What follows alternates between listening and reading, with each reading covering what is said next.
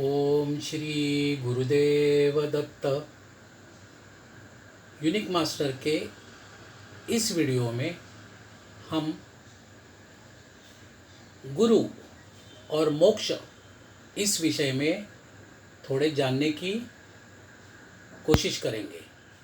पिछले एपिसोड में वीडियो में जंतु नाम नरजन्म दुर्लभम इस विषय में हमने देखा था। उसमें हमारे 4 पुरुषार्थ धर्म अर्थ काम मोक्ष के बारे में थोड़ा सोचा था। बाद में ऐसे भी मैंने कहा था कि अनुग्रह लेना जरूरी है क्या, इसके बारे में लोगों के मन में संदेह हमेशा रहता है।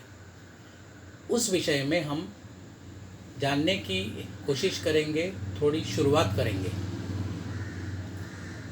इसलिए तो मैंने ये मंत्र जाप शुरू में कहा, ओम श्री गुरुदेव दत्त।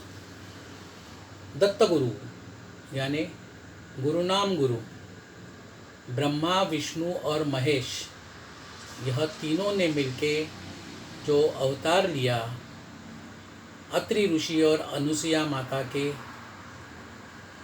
आश्रम में, उन्होंने दत्तात्रेय करके जन्म ले लिया।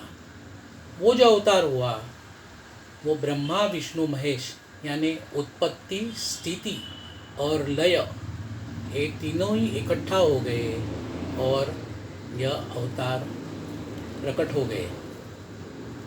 हर अवतार के जन्म के पीछे एक कुछ तो रहस्य रहता है। जैसे प्रभु रामचंद्र जी का अवतार रावण वध के लिए हुआ। कृष्ण जी को, भगवान श्री कृष्ण को भी जगत गुरु कहते हैं। कृष्णम वंदे जगत गुरु कंस चाणूर मर्दनम ऐसे कहते हैं। तो कंस चाणूर ऐसे असुरों का मर्दन करने के लिए, भगवद गीता का ज्ञान देने के लिए श्री कृष्ण जी का जन्म हो गया। वैसे ही दत्त गुरु जी का अवतार हुआ, हमें ज्ञान देने के लिए, प्रबोध करने के लिए, किसी को मारने के लिए, असुरी शक्तियों को मारने के लिए नहीं, तो हमें ज्ञान देने के लिए हुआ। तो दत्त गुरु ये गुरु हो गए। अभी ऐसे कहते हैं दत्त गुरु के गुरु कौन, तो दत्तात्रेय ने ही कहा है, जो जो जयाचा घेतला मी गुण तो तयाम्या केला गुरु जाण। यानी जिससे जिससे मैंने गुण प्राप्त किया वह मेरे गुरु हो गए, ऐसे उनका कहना है। यानी मानवी देह वाले किसी को भी उन्होंने गुरु नहीं बनाया। तो ये पृथ्वी में जो तत्व है उनकी अच्छाई जो है वो लेके उन्होंने गुरु कहा। तो इसका मतलब हमें जानना चाहिए कि गुरु कोई मनुष्य रूप में ही होना चाहिए, ऐसे नहीं है। हम हमारे बड़े बुजुर्गों का कहना सुनेंगे तो वो भी हमारे गुरु हो गए। हमारे पत्नी का, नहीं तो पति का कुछ अच्छा कहना हो हम सुनेंगे तो वो भी हमारे गुरु हो जाएंगे। हमारे बच्चे भी हमें कुछ सिखाते हैं, वो भी हमारे गुरु हो गए। तो अनुग्रह लेना ही है, ऐसा नहीं है। आप अगर मेरा रोमांस विद गॉड पढ़ेंगे तब हमें आपको मालूम हो जाएगा कि मैंने भी अनुग्रह लिया था। बाद में क्या हुआ वो उसमें है। फिर भी मुझे कई साक्षात्कारी अवतारों ने और साक्षात्कारी पुरुषों ने प्रकट होके मेरे मस्तक पे हाथ रखे मुझे मंत्र दे दिए हैं। उनमें से पहले है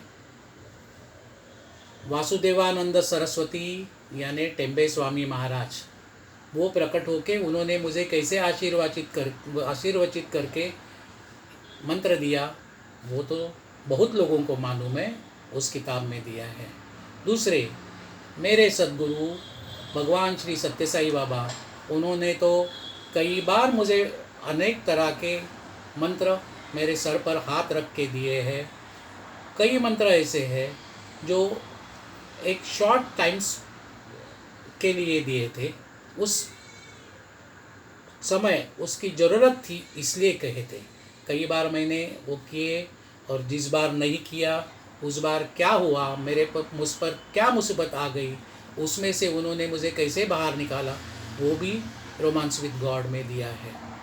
आखिर की बात ऐसी है कि स्वयं शिव जी प्रकट होके ऋषिकेश में उन्होंने मुझे कैसे मंत्र दिए ये भी उसमें है। यानी मानव देहधारी किसी ने भी मुझे मंत्र नहीं दिए, ये भगवान ही मेरे लिए गुरु हो गए। तो जब उस भगवान को हम अंतर्यामी रखते हैं तब वही हमें प्रॉपर गाइडेंस यानी हमें ज्ञान दे देते हैं। अभी दूसरी बात, गुरु और मोक्ष। कई लोग कहते हैं हमें मोक्ष प्राप्ति के लिए हमें गुरु की ज़रूरत है, हमें कुछ अहिक नहीं चाहिए। सच भी है, वो ज़रूरी है, लेकिन मोक्ष यानी क्या? पिछले एपिसोड में हमने देखा था कि मोह का क्षय यानी मोक्ष, लेकिन उस तरफ जाने के लिए, उस तरफ पहुंचने के लिए हमें क्या करना पड़ता है? भागवत धर्म का पाया जिसने नींव रखी, निवृत्ति, ज्ञानदेव, सोपान और मुक्ताबाई, इनके नाम ही सब कुछ बता देते हैं। निवृत्ति यानी क्या? निवृत्त होना, रिटायर होना। किससे रिटायर होना? इस प्रपंच से। सिर्फ प्रपंच से नहीं, प्रापंचिक समस्या है जो हम खुद हमारे ऊपर ले लेते हैं, उनमें से विरक्त होना यानी निवृत्त होना। इसलिए बड़े भाई का नाम था निवृत्ति। अगर इससे हम दूर हो जाएंगे तो हमें ज्ञान प्राप्त होता है, वही ज्ञानदेव। जब तक हम इस प्रापंचिक समस्या में जुड़ के रहेंगे, उनको पकड़ के रहेंगे, तब तक हमें ज्ञान प्राप्ति नहीं होती। ज्ञान प्राप्ति होने के लिए इन सब से निवृत्त होना बहुत ज़रूरी है, तभी ज्ञान प्राप्ति होती है। ज्ञान प्राप्ति हो जाएगी तभी हमें आगे का मार्ग सुलभ हो जाता है। सोपान यानी क्या? सीढ़ियाँ। आगे जाने के लिए जो सीढ़ियाँ है उनमें से हम मार्गक्रम कर सकते हैं, और मार्गक्रम चालू किया, आगे आगे जाने लगे, तभी इन सभी से हम मुक्त हो जाते हैं। वो मुक्ताबाई, कितना अच्छा अर्थ है। देखिए, जिन्होंने भागवत धर्म का पाया रचा, नींव रखी, ये 4 भाई बहन, उन्होंने, उनके नाम से ही हमें एक ज्ञान दिया है कि हमको मुक्ति मोक्ष चाहिए तो हमें इस मार्ग से ही जाना है। फिर भी लोगों के मन में आ जाता है, फिर भी हमें गुरु की ज़रूरत है, ठीक है, लेकिन आप ढूंढते नहीं रहना कि गुरु कौन है, मेरा गुरु किधर है, मेरा गुरु किधर है। गुरु आपको ढूंढ के आएंगे। इसके बारे में एक बहुत अच्छी कहानी है। वो कहानी सुनाने के लिए आज समय नहीं है, लेकिन मैं ज़रूर आपको बताऊंगा कि कभी कभी हमें भी ऐसी गलतफहमी होती है, ये मेरे गुरु, और वो गुरु कहते हैं मैं तुम्हारा गुरु नहीं, तुम्हारे गुरु ये है। ऐसे हुआ है, इस कलयुग में हुआ है। ज़्यादा दूर जाने की ज़रूरत नहीं। 100 साल पहले, ज़्यादा 110 साल पहले की एक कहानी है। एक नवयुवक के मन में बहुत ऐसी इच्छा, प्रबल इच्छा कहते हैं, निर्माण हो गई कि मुझे गुरु चाहिए। फिर गुरु उनको कैसे मिला? जिसने उन्हें गाइडेंस दिया, उन्होंने एक डायरेक्शन बताई, उस अनुसार वो वहाँ गए। और बाद में क्या हुआ कि हम अगले वीडियो में ज़रूर देखेंगे। अभी सस्पेंस नहीं रखूँगा।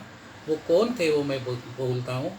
उनको आज हम अवतार मेहर बाबा करके जानते हैं, लेकिन उनको गुरु मिलने के लिए क्या क्या प्रयास करने पड़े, क्या क्या कष्ट उठाने पड़े, क्योंकि गुरु मिलना, प्राप्त होना, ये सौभाग्य में तो है, होना चाहिए, लेकिन हमारी इच्छा कैसी है, उसके लिए कठिनाइयाँ झेलने के लिए हम कितने तैयार हैं, वह देखना बहुत ज़रूरी है। तब तक आज्ञा लेता हूँ। ओम श्री गुरुदेव दत्त।